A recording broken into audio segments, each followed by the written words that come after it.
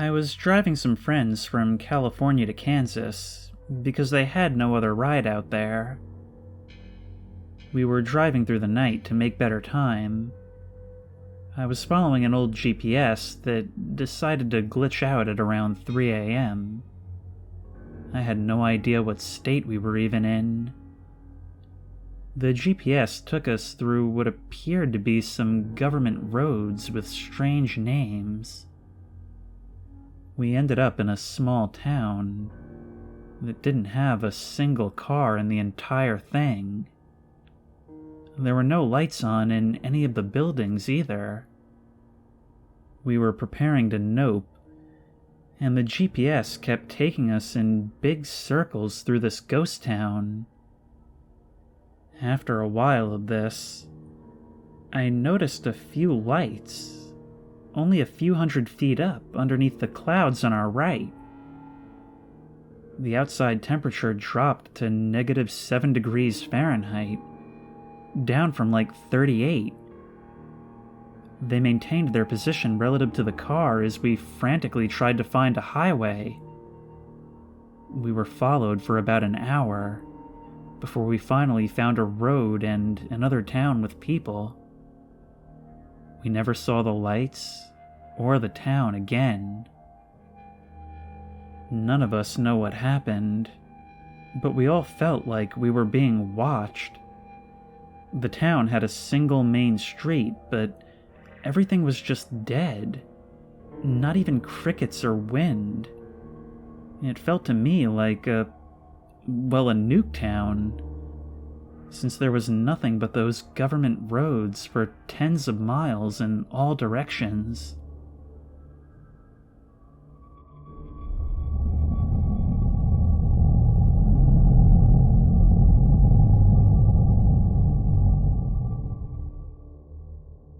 I was driving back from a con with my girlfriend, exhausted.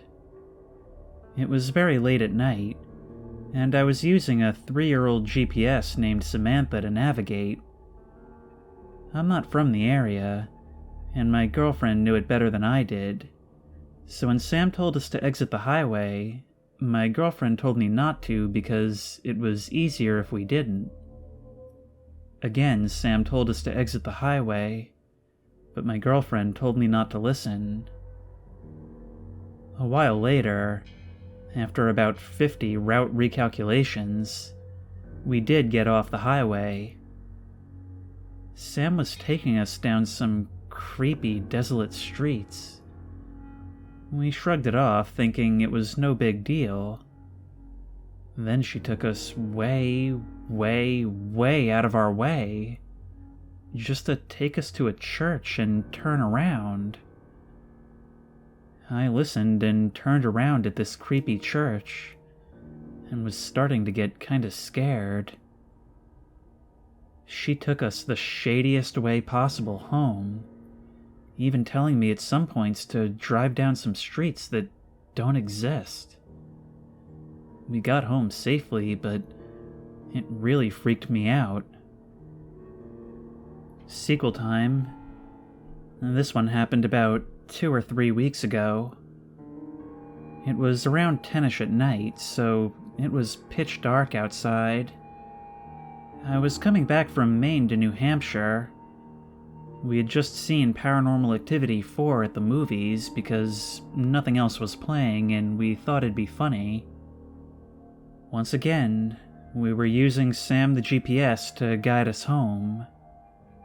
She took us down some shady wooded areas, but being in Maine, I half expected it. I kept missing turns here and there, and every time, route recalculation. Sam started taking us down shadier and shadier roads. We were about to enter a small highway, and Sam told us to go straight. What was ahead of us? A dirt road leading into the forest. I started to panic as my girlfriend tried to rationalize the whole thing. I went right instead. Route recalculation. Sam took us out of our way to a church and had us turn around. It was almost like Samantha was full-on furious at us. She told me to go down a dead end, but there was a metal gate blocking our way. At this point, both I and my girlfriend were freaking out, and I was more freaking out because she never gets freaked out. I turned around. Route recalculation. Sam told us now to go onto some road which was really someone's driveway. She told us to drive through their house and into a lake. Obviously, I didn't drive us through the man's house. I got us to a main road, and from there, my girlfriend helped me figure out how to get us home safely. I am now terrified of my GPS, and I'm convinced she tries to kill me and my girlfriend. It's like she gets mad when I miss a turn, and always has me turn around at a church if I get her mad enough.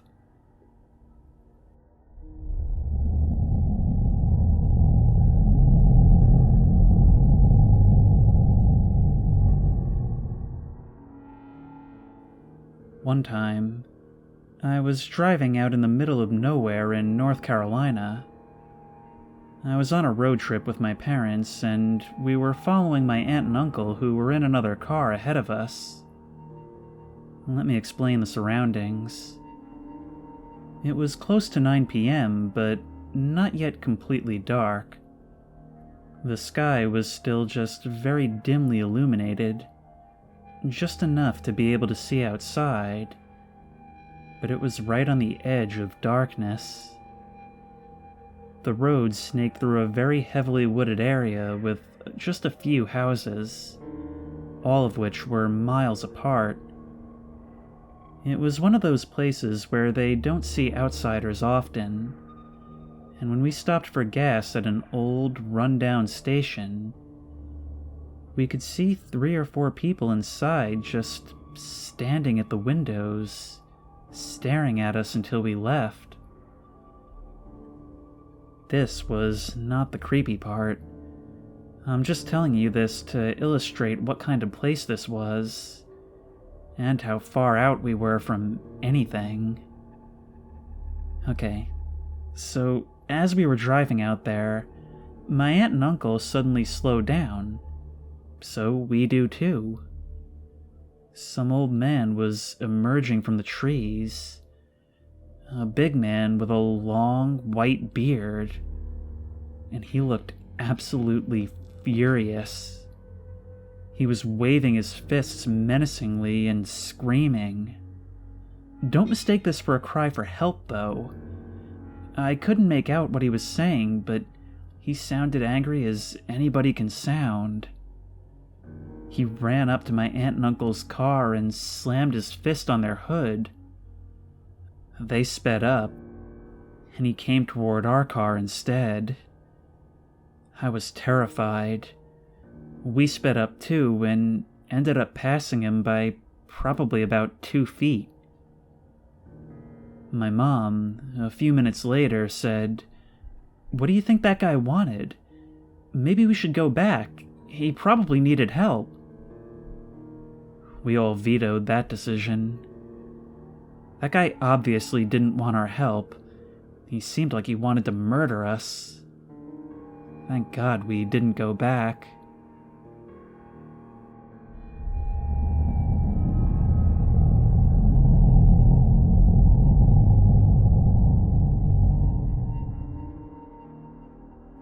When I was about 6 years old, we were hit by what was supposedly the biggest winter storm in the last 20 years. We were driving home from a Christmas celebration with extended family.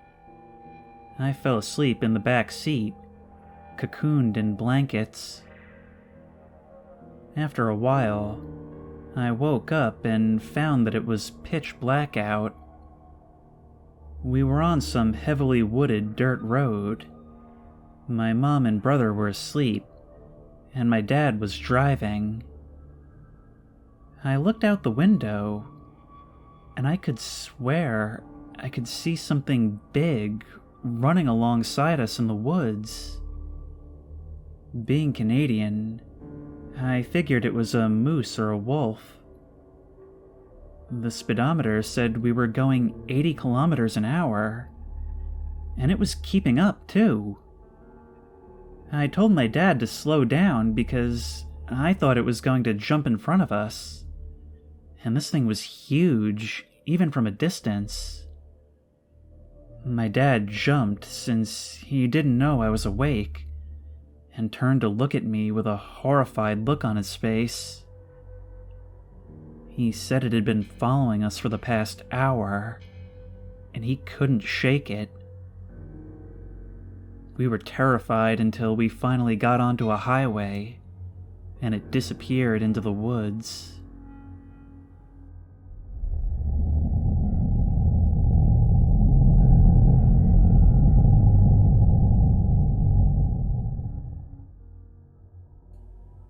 I actually had one earlier, maybe 4 or 5 hours ago. So, living in the middle of nowhere, Canada, by 6 it's pitch black, and by 7 it's snowing and you basically can't see anything, whether from your window at home or in a car. So needless to say, driving home from my friend's farm at night was a bad idea. But I did, vowing to take it slowly. Then, after about 30 minutes of driving on the foggy, snowy roads completely alone, I see this huge black thing flying at me. I braked and slid a few feet, then looked up to see nothing there. I was bloody terrified, thinking it might have been a moose I almost hit, which is pretty common here. I kept driving soon after, and right before the turnoff back into the city, it happened again. This time, however, I just kept going. It was like I just passed through it, like glitching through a wall in a video game. Then, as I drove into the city, the snow just stopped within minutes. When I got home, I called my friend out in the country to see if the blizzard had died down. He told me it didn't snow. It was a clear night, and it still is.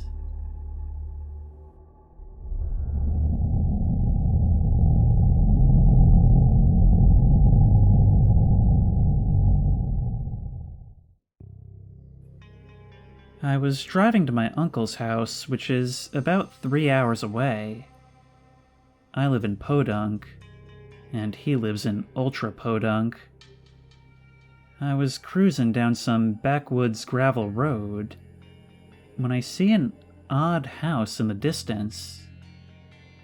As I got closer, I realized what was odd about it.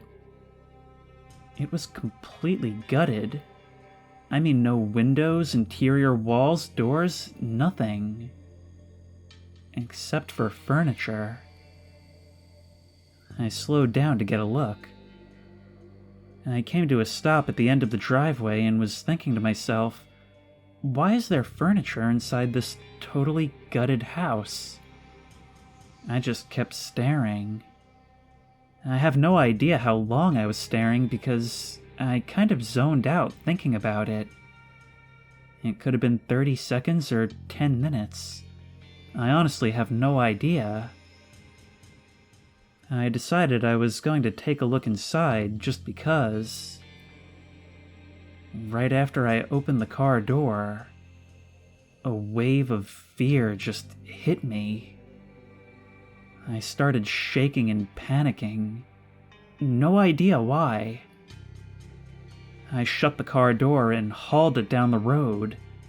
I didn't even look in the rearview mirror until I was certain the house was out of sight. I was so freaked out about it that I took a 45-minute detour on the way back just to avoid seeing it again. I have seen bodies blown to pieces and all kinds of crazy stuff from being in the military, and more recently in the medical field. I have never been that scared before or since. It was just a house. I guess I just had a moment.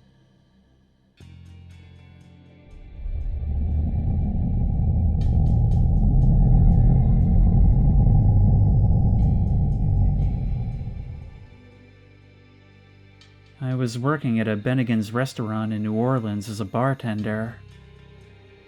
One Saturday night after closing, I was driving home around 3 a.m. It was a dark, secluded 2-lane road, and there were no other cars in sight. Suddenly, I saw something in the road ahead.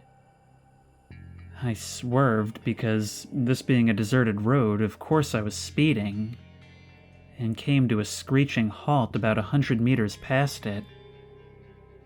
I looked in the rearview mirror, and it was a black plastic body bag.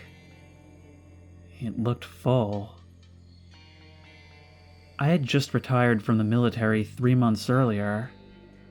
I'd seen this exact same body bag many times before. I was deeply intrigued, but my sixth sense was telling me to get out of there. I grabbed my shotgun from the back seat because my combat sense was telling me this situation wasn't right, but I couldn't quell my curiosity. I got out and started slowly walking towards the body bag. Once I was about halfway to it, I saw movement in the swamp on both sides of the road. 6 mangy, wild dogs came out, 3 from each side of the road in single file, and lined up in a perfect line across the road. They turned towards me, and then in unison sat down. They just sat there staring at me. Every single nerve in my body started screaming to get out of there, so I slowly started backing up, knowing that if they rushed me, I'd be screwed. My shotgun is pump action, and I wouldn't be able to kill all 6 before they jumped on me. I slowly made my way back to my car and got in. As I was driving away, I could see in the rear view that the dogs hadn't moved an inch. I got home and got drunk. It was Saturday night after all, and at this point in my life, nightly blackouts were standard procedure. And I just tried to forget what happened.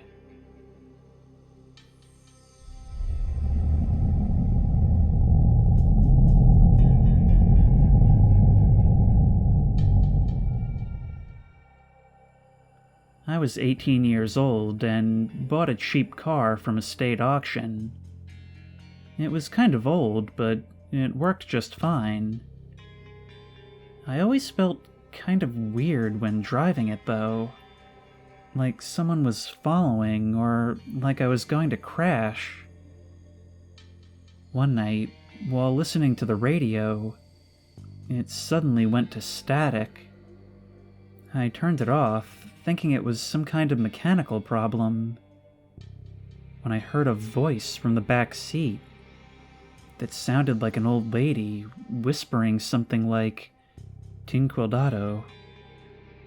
I freaked out and stopped the car, and ended up getting a ride from a friend. I sold that car to this one chick I knew that I didn't like a few days later for almost nothing. I don't know if this is a coincidence or not, but a few days after selling the car, I found out that the girl who had bought it had been in a horrible accident.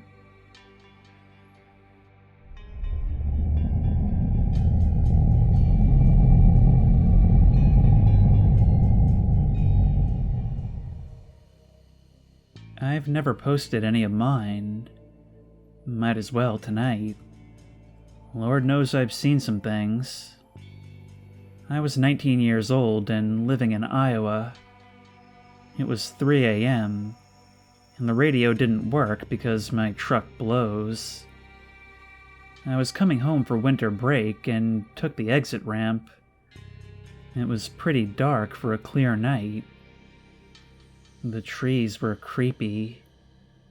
All the lights were off in the farmhouses I drove by, and a snow flurry began. On a lonely stretch, I caught a glimpse of what looked like dark bodies moving in the snow. I slowed down and flashed my lights, thinking it was deer. It was, and I breathed a sigh of relief.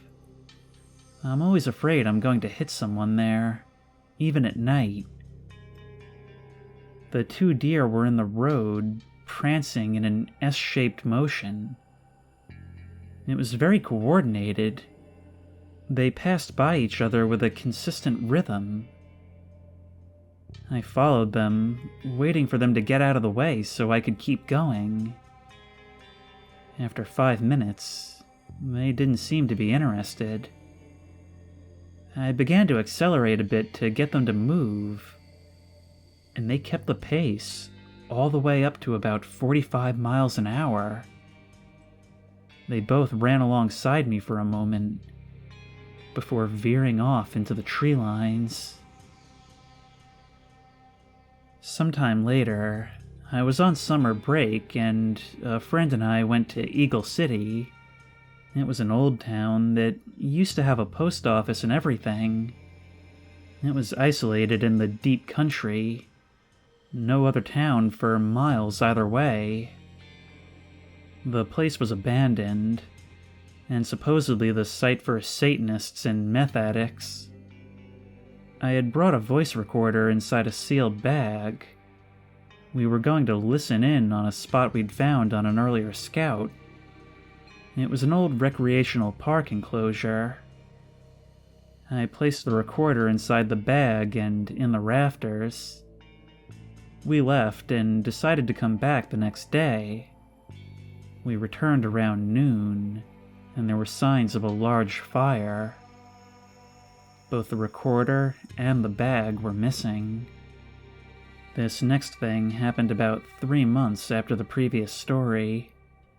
It was a long autumn, and there were still leaves on most of the trees. I was driving home from a friend's house at night. I still had no radio because I'm a cheapskate. I was singing church hymns because this road makes me really nervous. I was clutching my rosary like it might actually save me. It was generally a very uneasy sort of tension. That electric feeling creeping up and down my back. I was trying to remain calm and level-headed. I rounded a particular blind corner in my truck. I was going slow because the truck bed was light, when I saw a man in a ratty plaid shirt standing in the ditch. His hair was cut short, black and stubby.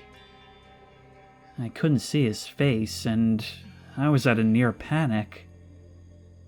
I looked down mournfully at the rosary in my hand and rolled down the passenger side window. I asked him if he was okay.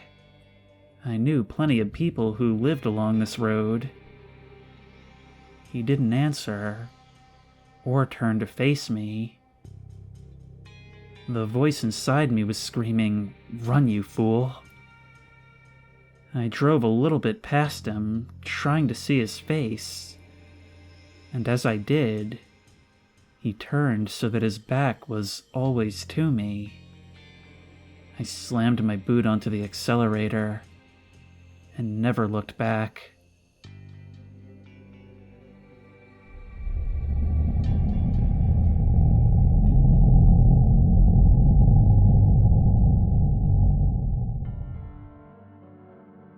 When I was 19, I was driving along the motorway heading to the airport at about 4 a.m. The roads were practically abandoned.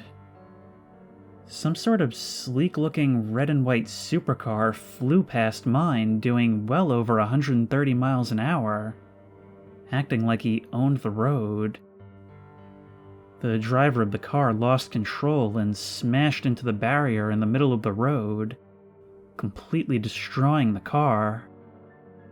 The car in front of us pulled over to assist him, so we just went to the airport to catch our flight. I found out later that the driver died. Fast forward 6 years to when I was 25. I was going on holiday with the same friend and 6 others to celebrate his engagement. It was around 4 a.m. again, and we were on that same road, heading to the same airport. We heard a loud engine that sounded exactly like the car from 6 years ago. I looked out my side window, and a car that looked identical to the one that crashed flew past us, doing a stupidly fast speed before disappearing into the distance. I looked to my right at my friend, who gave me the biggest "did you just see that too" look. The rest of our friends just started talking about the car, while we were too busy freaking out. In the years later, we dubbed the car the Ghost Racer whenever we brought it up. He tells his kids the story to spook them out.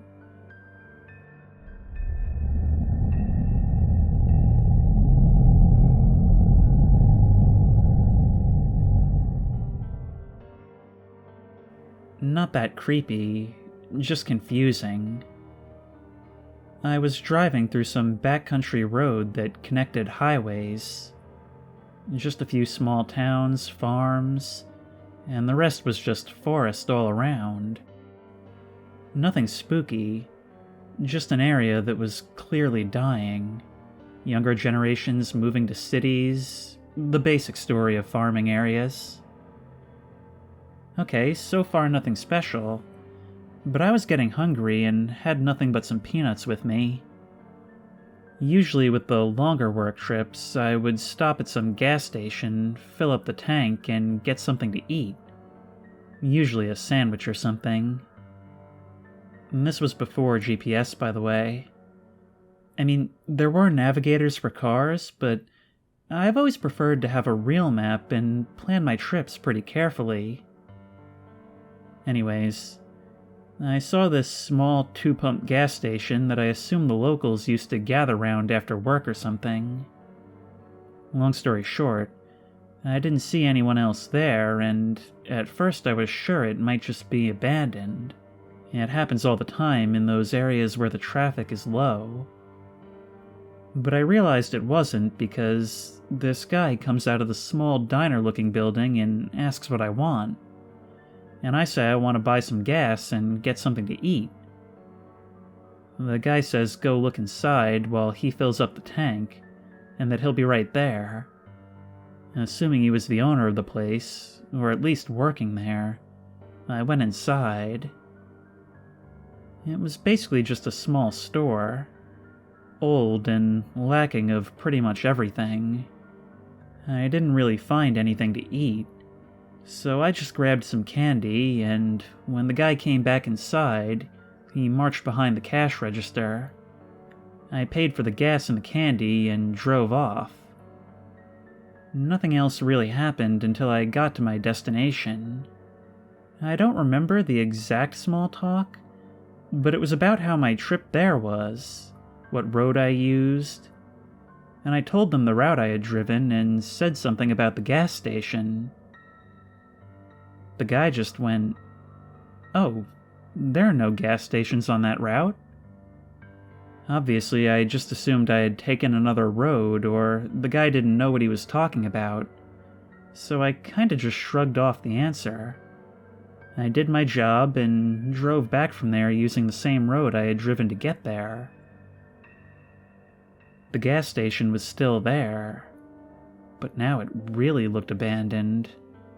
Like, totally closed, like no one had been there for years. And later on, when I asked about it, people just said it had closed years ago. I made the same trip multiple times, always stopping at the closed gas station. And I swear I didn't imagine it. It wasn't night. It wasn't some special spooky gas station with mystery history. There were no local legends, nothing. People just said, "Oh yeah, that place? It closed years ago." Even though the road wasn't much used, it still had traffic and was maintained. But I can't explain what happened to me at that gas station.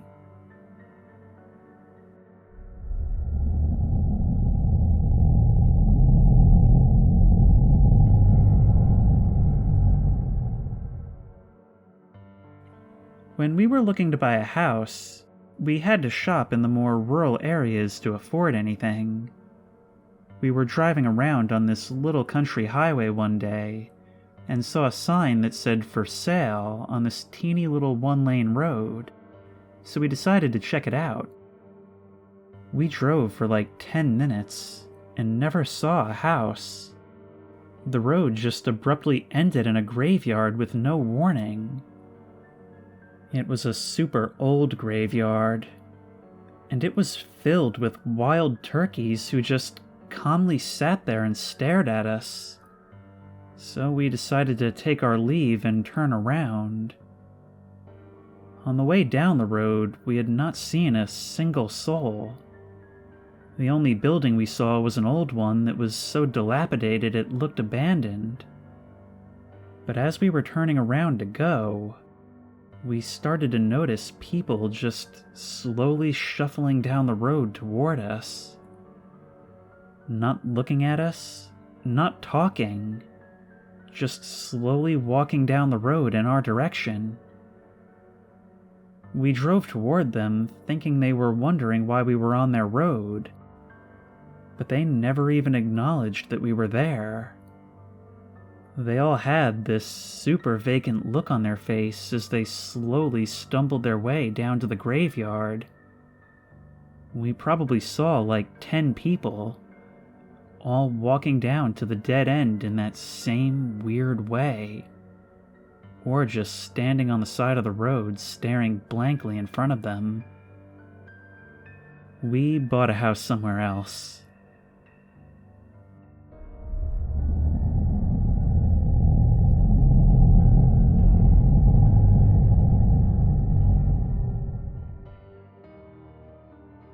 When I'm angry, I like to go on a drive to cool off. This one time I was angry about family issues, and my girlfriend tagged along out of fear of my safety. I took a random exit on a highway based on the length of the song. I noticed it was no longer urban development, but steady incline into the woods. My anger subsided and confusion started to take hold. We were driving deeper into the woods, and houses were appearing further and further apart. I told my girlfriend to pull up the GPS to take us home, but there was no signal. So it began. We started hearing what sounded like circular saws. It had been like 10 minutes since we had seen a crossroads. The saws were getting louder and louder, almost as if someone was revving them in the back seat. There was an intensely heavy fog. I was driving fast because I wanted to leave, but I still had to slow down at every curve. I started seeing 2 dots in my rearview mirror. I was going like 80 miles an hour the whole time. There was no way anyone should be this close. When the horns started blaring, I realized it was a truck. I looked at my girlfriend, and she was in tears. The truck was getting closer and closer, blinding me. I started taking every turn as fast as I could, but the truck wasn't letting up. Eventually I saw lights off in the distance, and realized it was a crossroads. The GPS finally found a signal and told us to go right. I told my girlfriend not to look, then decelerated slightly and swerved to the left, before making a sharp right. The truck went left, and we went right. The road descended steeply. I was slamming on the brakes while we were speeding down. I could see lights at the bottom, and I finally managed to get control of the speed as we entered this small town. This town had Christmas decorations everywhere, and all the stores were glowing with Christmas lights. There was a lit Christmas tree on every corner. There were no other cars on the street. It was 3 a.m. in September. The GPS guided us all the way home. Since then, I've stopped my rage driving